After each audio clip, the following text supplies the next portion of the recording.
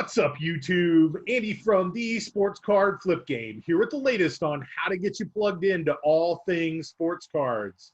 In today's video, we are doing the second zooming into the hobby. We've got my good friend Chris Burton here with us. We're going to talk all things investing, Joey Gallo, PCing, flipping, you name it, we're going to get into it. Seabert, as I affectionately call him, is one of my good friends. He actually brought me back into the hobby in 2016, so he's the one ultimately responsible for this. He is my, connoisseur of cards. He is my guru of Gaudi, so to speak. So, Chris, welcome to Sports Card Flip Game. Hey, awesome intro, man. Awesome, dude. Thanks for having me. This is gonna be fun, man. I'm excited. So obviously, I told a little bit of the story. Tell us just like the full experience of sort of like how you wrote me back into things. I think it was 2016, right? We had gotten to be friends. You invited me to say, hey, let's go to the card store. Tell me about what that was like, right? That first time I think we went. Yeah, so I mean, it was a good time. I think we were both singles, so obviously we're the nerds collecting cards, like I'm sure much of your audience is the folks that this is what they do, which is awesome, by the way. But yeah, it was one of those, I think it was 2016 was a card show we went to. I think we get to talking at one of our church events that we met at. And, I invited you to a card show that we had. And you said, I used to be in the game. I used to collect cards. I used to, and so when we took you there, you were blown away by all the grading, all the vintage, all the autographs. You knew about autographs. You knew about game use. You knew all about that stuff. But just seeing all of it out there, seeing the guys collecting the local guys of the Rangers, for us, seeing the guys collect, again, just the only vintage where it's anything out of the 870s and earlier. I mean, it was one of those things I think you're overwhelmed a little bit, but at the same time, you're like, this is awesome, And so it was really kind of a fun experience to because, I mean, that's what we do this for, right? We do it because it's fun. We do this because you get to either PC somebody, right? Or you're going to go buy, invest in some prospects and hope you can flip it later on, right? Or maybe they could be the next Mike Trout or whatever, and you can make a bank off of a card you bought for $30, whatever it is. And so I think you just had that all hit you at that card show, and it was one of those exciting times, man. Definitely. It was one, I didn't really know what PCing was. I didn't know what all these terms and subgrades and all that stuff that everybody was talking. I just showed up and was like, all right, I've got some money. It's probably dumb money. I know I bought some Runet Odor cards that I probably would have paid for, but I got Elvis Andrus. That's a 1 of 3 from Triple Threads. I just love that card. I still remember that card. That's how cool. I mean, that's 4 years ago, and I still remember the patch. Yeah, exactly. How many times once? It's crazy. Yeah. So, Chris, tell me a little bit about how you got back into the game, right? Like, obviously, you've also gone way into PCing Joey Gallo. So talk about that, right, as well. So it was kind of crazy. Like I used to, right in college, towards my senior year of college from undergrad, I started getting back in the game of collecting. I was focusing solely on graded cards, right? But I was doing the thing where I was buying like Aaron Rodgers autograph cards that were numbered to 5. Or I'd go buy, some of the Dynasty thing I think was coming right out at that time. So, a lot of the sick patch cards that are less, 10 or less. So I was really focusing on this like big name players, autographs, and graded cards. That was what I was like focused on. Well, I started realizing that those cards weren't holding value or they weren't increasing as much as other cards. So when I'd go to these card shows, like nobody wanted to trade for them, right? Nobody wanted to buy them. And here I am having all these like big name cards that no one really cares about. And so I kind of ended up selling the whole lot and just like, okay, I'm out of the game. I don't want to do this anymore, right? But I started realizing like a lot of people were doing what they called prospecting, right? And so I told myself after that whole thing of just getting frustrated with the industry was I'm just going to collect somebody I like, but I'm going to buy like rookie cards. And just in case they ever turn out good. Well, Joey Gallo obviously hits nukes, right? He just hits bombs. And so it was one of those things I just kind of felt like he's a local guy, local team guy here for the Rangers. And so I was like, I'm going to start collecting this guy. I think this guy's got a lot. And again, this is like 2015, 2016, right? When we were right really get back into it. So he was still a minor leaguer prospect guy of the Rangers, but when he got called up, he went 3 for 4 with a home run, and he just started hitting bombs that were just crazy. He was at that game. Yeah, I mean, and I ended up getting his third, on-field third base of his debut. No big deal. Biggest PC item I have right now, Yeah. but it was one of those things I just really kind of liked this guy. But I was more in the mentality at the time of like, I'm just going to do this just to collect. It wasn't like I want to make a buck like I was back then in college, right? It was more like I just want to collect somebody that I like, and I want to have a super. They call them super collectors, right? Of just him. Anything he has, I want to have my hands on it, right? And so trying to build rainbows, trying to get the one of ones, trying to get all the low serial number cards. Once I started doing that, I ended up starting buying like the more base cards or just the simple refractors. But really, I just kind of got addicted to it, and it was just kind of more of a fun thing. Like that's the one thing I just have to worry about is Joey Gallo and what's his newest product out there, or where some of his rarer cards at. So you weren't really like looking at what the hot product was that year. You were really just going deep down the rabbit hole with Gallo, right? So you were talking about trying to amass this super collection. What did that ultimately kind of look like for you in terms of products, in terms of like, graded cards, right? In terms of how you went about actually cataloging all that stuff. Talk us through that. Yeah, sure. So one thing that I found that was really awesome was, and shout out to BGS, shout out to PSA for the grading is, again, I'm one of those type of people that if I'm going to have something, I want it to be nice. So I really was attracted to graded cards, right? Like kind of like I was in the when I was collecting heavy in college. So I really wanted graded cards that were 9.5 or 10s, whether it's PSA or BGS. Right. And then again, I've always been an auto guy. I love autographs. And so I found that collecting BGS cards, they had the set registry, which I highly recommend for all the people that are either, watching this that aren't familiar with that. Basically, real quick, is basically just a way to log, each BGS card has the serial number on there, and it's a way for you to log your own collection. And so I was doing it as a way to see what other cards are out there, but BGS does a really good job of showing how many cards are actually in the market for that person. You can obviously see compared to other people where you kind of figure out if you're the number one collector. I ended up being the number one Joey Gallo collector BGS wise. I know there's a lot of guys that now have sick collections of his that are probably way more than mine was, but at the time of the registry, I had the number one thing. And to me, that was the fun thing was like, I want to go find all the BGS cards that I don't have, and that way I can add them to my registry. And so that's awesome. That's the kind of what I was doing. And like I said, I started off to answer the second part of the question. I started off just doing the Bowman Chrome. Right. Big fan of Bowman Chrome. Obviously, it's his prospect card. And it was trying to build the rainbow a little bit. Now, some of that stuff can get expensive depending on how good the player is. At the time, Joey wasn't doing so well, so his cards were actually pretty cheap. So I ended up getting, I think I had at one point over 20 base Bowman Chromes.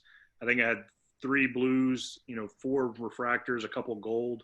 Like it was just, I could amass, get that stuff pretty cheap. And it was just fun, just having that thing. I'd always get poked on at the local card shops. Everyone's like, oh, what if he just continues to stink?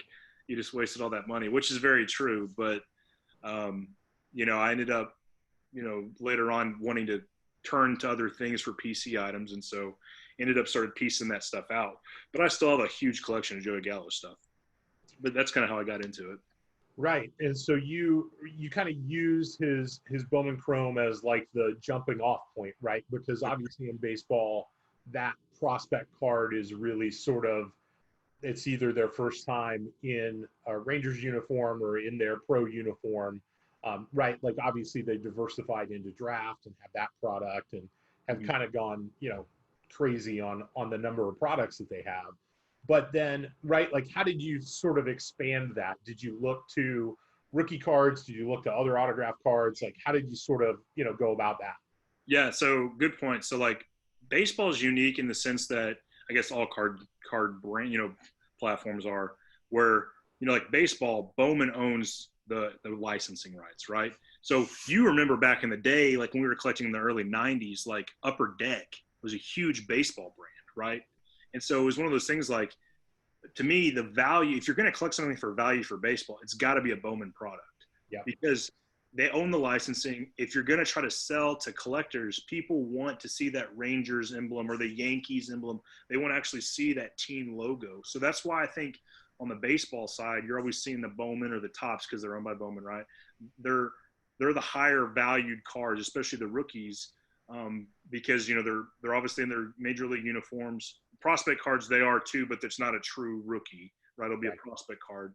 But, for example, the 2011, Mike Trout update card that's, PSA 10's going for a couple grand now. Like, Yeah. it's crazy. But it's his actual rookie, year that he played in the majors. And so you can go find, I think it's 2009 Bowman Chrome, I think is when his prospect cards out there, which those are just, you could buy a car for that. But yeah, it's one of those things. I think I was always drawn to the licensing things. I like seeing them in the Rangers uniforms. Again, though, I was really big on, Panini's come out with National Treasures, which I think National Treasures across all, sports are pretty awesome. Yeah. The thing is, you got to be careful. Again, if you're thinking flipping, right? If this is the flip side of it, you got to remember they don't like the non-licensed stuff, right? Now, so NBA cards, where they have the licensing, you get a logo man, cha-ching, right? Through the roof, yeah. Right. But if you go get a logo man on a baseball guy, it's the thing with National Treasures baseball, I think is so funny is it's always so hot right when it comes out. And then like 6 months later, it falls off. Right. But you're still paying like $500 a box, for it. Now you can hit sick bat knobs and bat barrels and stuff like that, which are pretty sweet, or cuts of like Babe Ruth or whatever. But now they've got not jersey cards. They've got like cleat cards. They've got shoelace cards. They've got all kinds of stuff. They got shoe tongue cards. Right. I saw one of those the other day. Yeah, it's really cool. Like Immaculate too is coming out with some cool stuff like that too, where like they'll just have a piece of the Rawlings glove. Yeah. That really stick. Yeah. So, to me, it's like when I was doing it again, I was more focused on just the collecting side, right? So I didn't really care so much of the brand. Again, I was drawn to the Bowman, the top side of it, if you look at my collection. But there's nothing wrong with Leaf, right? Now, Leaf doesn't necessarily, and I'm not knocking Leaf, but like sometimes that doesn't bring as much value, right? Right. So it's one of those things like if you're truly trying to flip, stick to the things that are bigger name things. Be careful about products right when they come out because that's when they're going to be the hottest, right? So people are going to pay a lot at the beginning, but give it a month and it just right. So to me, it was one of those things like I never truly paid attention to it. In the back of my mind, I think I did, obviously, because of how much Bowman I had. Right. But collecting was just more of just focusing on what the autographs were. I wanted to get all the autographs. Yeah. So you obviously went deep down the Joey Gallo rabbit hole. Mm-hmm. At your peak, do you have any idea of, I think you've probably told me at one point, I don't know, do you still remember the number of how many cards you had Gallo-wise? Because obviously you've divested some of that. Yeah, I think graded cards at the peak, I had 150 graded or something like a ballpark, give or take 10 or 15. I think autographs, I was over 200. Oh my gosh. And then like, base and stuff like that. If you add it all up, it's close to like 400 or 500 cards of Gallo. That's ridiculous. So obviously now, right, like you've sold off some of your Gallo position, mm-hmm. right? Talk us through why you did that, first of all, right? Like obviously I see jerseys and other stuff in the background. Yeah. So it's not like it's the only thing that you collect. So, right. Talk us through that decision to sort of move some of the Gallo cards. Yeah. So best advice I can give to this whole thing, do not do what I did and invest in one player. If you're doing the flip game, do not invest. It's just like stocks, right? You got to diversify, buy into a bunch of stuff. So I shouldn't have all Luka cards is what you're saying. Well, I think you should. I think he's going to be something special. I think his cards, people forget how young he is too. Yeah. So, you're going to have 20 years to collect this guy, Right. And so, just imagine what, his prisms already going, his silvers are going for crazy right now. And he's not even, can he drink yet? I think he's 21, right? He can drink now. 21, yeah. Yeah. So it's like one of those things like, just if you want to, the NBA market's so great because it's global. It's one of those markets that you have so much the globalness. So just look at the Greek Freaks rookie cards right now. If you go back in time, what was it, 4 years or 5 years when those were coming out, 6 years, whatever it was, those cards were what Luka's are right now. And now you can't get a Giannis rookie, and so I started seeing that there's other stuff I wanted to invest in. Sorry, my dog is like going crazy right here. But I kind of saw that I was way too heavily invested into Joey. As much fun as I was having, I started realizing, man, I'm spending a lot of money on something that could just completely flatten out. Yeah. So he did make the All-Star game last year, which his stuff started raising in price. And like I said, I was buying Bowman Chrome graded 9.510s for like $40, $50. Yeah. And to me, that's a steal for prospecting, especially a guy that's going to hit 30 plus 40 home runs, that kind of potential. Granted, he's going to bat 220, but to me, it was like, man, there's upside to this guy. Now, again, you got to worry about the market, so if he was playing for the Yankees, you couldn't get that card under $100. But to me, it was one of those things I really wanted to kind of just get into more of the memorabilia things. I think I bought a jersey at one of the games, and I was like, man, this is kind of fun.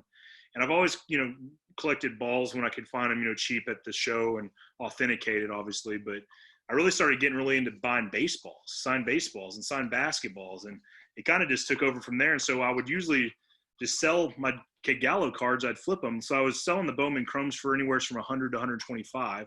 So making, $70, $80 profit per card. And then when you get to the colored cards, those were like going even higher. I was buying blues for like 120, selling those for 400, $500. Yeah. And then the golds, I think I bought the golds, and this is back when he was still pretty decent. I was buying golds, I think, for 400. So pretty pricey, right? Yeah. But I think I sold them for like $1,200, $1,500 each. So I made a killing off of it. So I just used those profits just to go buy baseballs. And so I started buying guys, Hall of Fame guys, right? Guys that have already made it, had the career. And also bought heavily into Mike Trout, so one of those guys that I think he's for sure going to be a Hall of Famer, so I started doing, one of the things I focused on the memorabilia was getting into the 500 home run club, trying to get that completed, and so just doing little things like that, or doing the top 10 strikeout pitchers. So I did that. Only one I don't have is Walter Johnson, but so I now have over 100 different signed baseballs. Most of them are Hall of Famers. So the value's still holding there, right? And so it's one of those things. It's been kind of fun trying to find clean balls that are bold, that aren't bleeding, that aren't fading, and just storing them away for a rainy day type thing. And a lot of that is the grading process or the authentication process, right, is very similar, right? Like PSA, Same company do that, right? So the concepts carry over for sure. Is there anything that's different, right? Like obviously, then it's condition sensitive. It's the actual like you think of like a 9 autograph versus a 10 autograph, right? That goes off the sticker or smudges. Is it similar to that? Kind of, yeah. It's unique because there's like a lot of different, like a little bit of differences. Like people care about the ball, right? So you obviously want to get an official Major League Baseball, right? Like the ones they use when they're playing.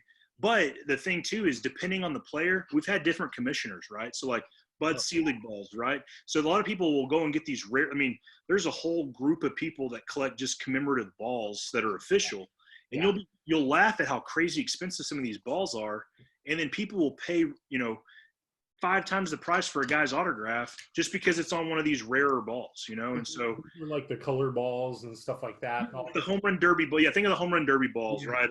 Or TriStar in their hidden treasured products, they'll do like the gold carat balls, or they'll do the black leather balls. Like sometimes guys really like collecting those.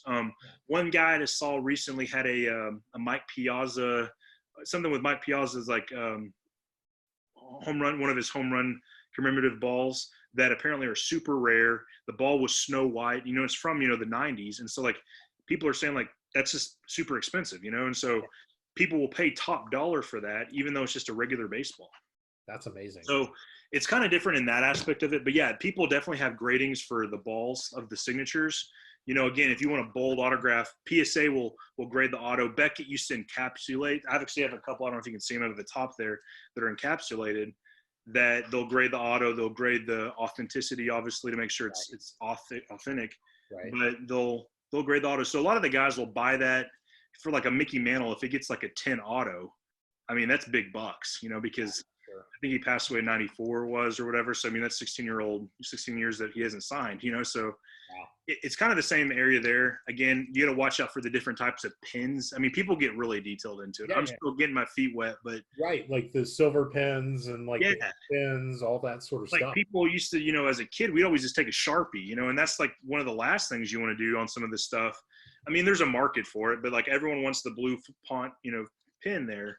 Yep. And so it's one of those kind of cool things. Like I'm very picky again, like, going back to the grading sense, like I want my stuff to be pristine. And so sometimes you got to pay a little bit more, for the ball. But to me, it's like that'll be worth more later on down the road if I decide, to go to a new PC type thing, right? And so maybe I get into bats or something, something crazy. that's kind of, what I've been doing now is really investigating, trying to find these rare balls, even if it's like a ball, like a DiMaggio ball that's faded or that has some toning to the ball, that ball still has a lot of value. If you find a crisp Joe DiMaggio ball, several thousands of dollars, right? So it's one of those things, like, you're not going to always get, pristine things because it's just the way it is, right? Some of these players haven't played or haven't been alive for, years. So, Yeah. But yeah, you can't go find a Willie Mays, right, in a PSA 5, right? That's a good grade. Yeah.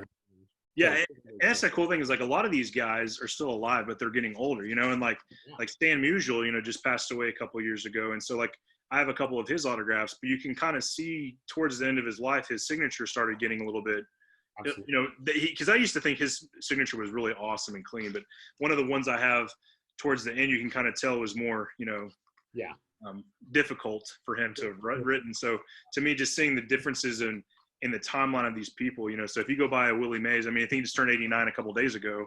His signature is, a lot different than it used to be back in his playing days. Nice. Okay, so I want to ask you two questions because obviously we're trying to help folks kind of see into the future a little bit, their crystal ball. And you've certainly helped me along the way kind of build up my PC and get into the game.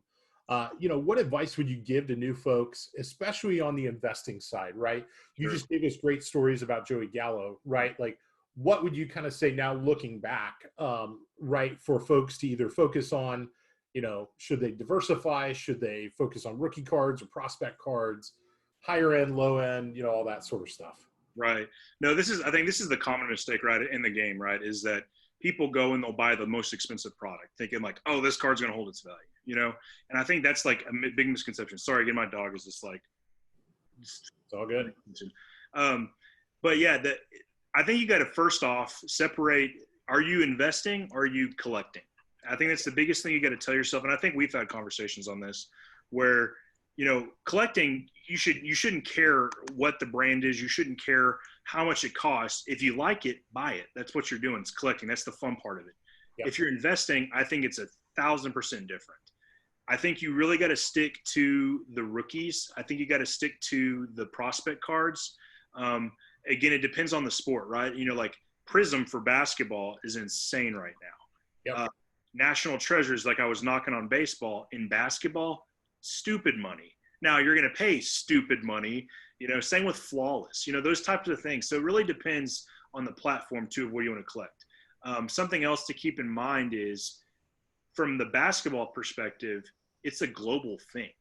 Like a lot of the times you'll see on eBay, these cards, especially with Michael Jordan stuff going on with The Last Dance, a lot of these cards are being bought from overseas. Oh, absolutely. You guys are paying a premium, whereas in baseball or football, yeah, there's an international presence market, but it's not as big as basketball. So that's why I think if you're truly going to invest, basketball is the way to go. I think if you are truly focused on investing, stay away from football because and the only thing you want to invest in on football is quarterbacks. Unless if you can go back and get Pat Mahomes and Lamar Jackson. Right. And that's the thing is you got to get those guys, but look at when both guys got drafted, like no one would have thought, everyone thought was so big on Trubisky, right? Now look at that. Everyone was so big on these other guys. And it's like these Pat Mahomes who, yeah, he was decent in college, but is he going to pan out? Is he too small? Is he, can't throw the ball far enough? And then look at him, right? So to me, it's one of those things like prospecting is probably the most profitable, but at the same time, you got to realize you're going to buy into people that aren't ever going to pan out. And you got to be okay with that. The thing is it can be expensive, but at the same time, look at, the prices of Mike Trout cards. Now, I think Mike Trout is one in a generational type player, but that's the type of things you can have look even the Joey Gallo examples where I was buying him $40. 2 months later, I was selling him for 120, right? Like it can happen where you can just simply invest into somebody, they get called up or they have a big game, you can flip it, right? And I know that's the whole title of your show. Is the flipping. And so it's really, you got to stick to the big brands, right? I would stick as an investor to the licensed brands of that sport. If you're going to let me just run through the sports real quick. If you're going to do baseball, don't do pitchers. Because again, pitchers stuff tends to go down. obviously you'll say, well, what about like Justin Verlander or something like that? Well, okay, again, They're the outliers. right, exactly. I mean, because I remember when Strasburg mania was going on. Remember his stuff was just going crazy. You can now get those Bowman Chromes for I think under $200, you know. And I think at one point those were like $600 cards. Yeah. If you're going to do football, like I said, stay away from running backs. Everybody wants to invest in running backs because it's cool. But look what happens, like your Todd Gurley's. You know, that his rookie card, his contenders card a couple years ago was a $300 card. You know, you can now get that card for probably $100 or less right now. Yeah. So again, I'm not saying not to invest in them because I think you can make short-term flips on those, but I think they're obviously the lifespan of a running back in the NFL is, you know, not long. But these guys like Aaron Rodgers or Pat Mahomes or I mean, look at Tom Brady's stuff. His rookie cards autographed are going for stupid money. I really in football would stick to quarterbacks. Again, do you still have your Tom Brady? No, I flipped it, man. I bought it for $300 and I flipped it for $600, thinking that's great. That's like a $1,500 card now. It's stupid. I know. We have all those stories of just like I gotta get some. Yeah, I gotta get some of the bad flips out of you. That was a bad one. I mean, it's not a bad one because you make money. To me, like if you make money, it's a good flip, right? But yeah. And that's the thing is another thing. That's a great point that you bring. You can't hold on to cards because you think you're going to make more. To me, and that's again, I know there's going to be people in here who say, "Oh, I'm a risk taker. I'm all that stuff." If the money's there, take it, and then go and invest in something else. There's too many times, like you said, you'll see like Linsanity, right? Right. When those cards went crazy, and how many people jumped on that late, or how many guys held on too late for that. Where you're going to have some guy hot. When it's hot, man, strike. You know, strike it when it's hot. Don't buy when it's hot. You know, wait. Another thing to do is if you're investing, do not buy during the season. Buy during the off season. Like I said, it's amazing how many people just forget about sports and they'll go to the next sport. Another good flip that I did recently was Derek Jeter. I was actually fortunate that I actually sold him before all the coronavirus happened, but I was buying his tops, you know, just his basic 93 tops, graded cards for, I think anywhere from $60 to $80, and I was selling them for $150. Again, people are gonna be like, "Oh, that's only $70." But when you do that time and time again, and you do it just within weeks, that's just fun, you know. And then you just go and buy the next thing. I think some people need to realize too, when you're investing, that nothing's gonna be super fast. I mean, yes, there's gonna be cards that you can flip instantly, but the long-term profitability for like Luka right now, if he continues the trek he's on, those Prism Silvers that right now are going to be insane. His just colors are going to, the red, white, and blue was going to be insane. Like look at the Giannis red, white, and blue right now at a Prism. It's ridiculous. And you know, and like that's the thing is like I think you can still pick those up fairly cheap-ish compared to silvers, right? Yeah, compared to silvers. But at the same time, like I think if you see a guy like him, you know, even I think someone like Trae Young is going to be good, you know, and so it's one of those things that you got to kind of pick a couple of the guys, you know, and just buy and hold. You can't get frustrated with them. You got to hold and wait on those kind of guys. But at the same time, if it gets hot and you want to make quick cash, you can do that, right? Like Luka right now, you can obviously. I know you got a couple of rookies that you bought way cheap, and you're just holding on to them because you know that you're going to make money. But you can make money right now, and that's the kind of the nice thing about that. I would stay away from non-rookie cards. I know this is going to sound funny, but unless it's like a one-of-one or a game-used patch, like a logo man or a bat, like, you know, the letters, you know, a lot of the guys are doing the nameplate type things now. Right. Stay away from stuff that's not rookies, because they're really kind of they trend to be when the product comes out, and then they're good for a couple months, and then it kind of just flattens out, right? And so you're never going to go buy like I mean, Mike Trout stuff's hot, right? But at the same time, like you can get a ton of Mike Trout autographs for around $200, $300, right? But so why would you go and invest in that card if it's only going to stay in that market, you know? And so to me, it's like you got to watch out for what you're buying if you're trying to flip. I think the highest ceiling is rookie cards. Not saying you can't make it in those other cards, though. And it's tough, right? Because sometimes you need to be able to spread, you know, the eBay auctions for Luka rookies are so competitive that sometimes you go, well, crap, I can't, it's priced me out of the market too quick. Right. I need to look at something else, right? Whether it's a second year card, sure. Whether it's like his one of the things that's hot right now in basketball is like a LeBron, the first year that they did optic or the Yep. first year that they did select. Sure. That's almost like a rookie card, just in the sense of like, hey, there are collectors out there that want an optic card from LeBron or Giannis each and every year. And those have found a little premium, but you're right that they're probably a little bit more susceptible to the ebbs and flows of the market. So Sure. I think you just have to time those right. Gonna if you're gonna flip them, you've got to look at those on a much more shorter time frame. Whereas rookie cards are your gold stocks. So Sure.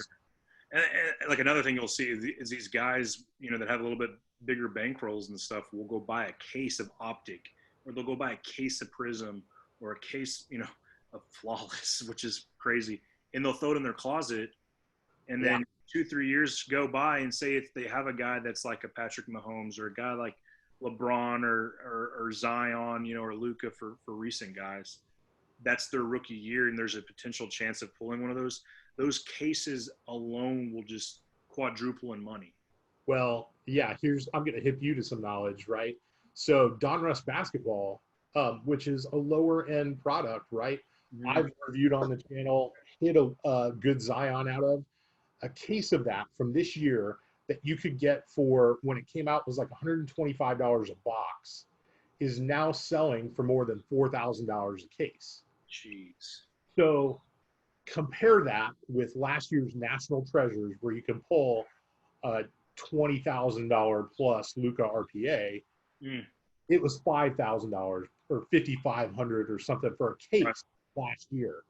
So that just means that the whole entire market has risen up that much for, packs and retail and, suggest a retail price. It's gone that bonkers. Yeah. And sealed wax is even more hard to come by.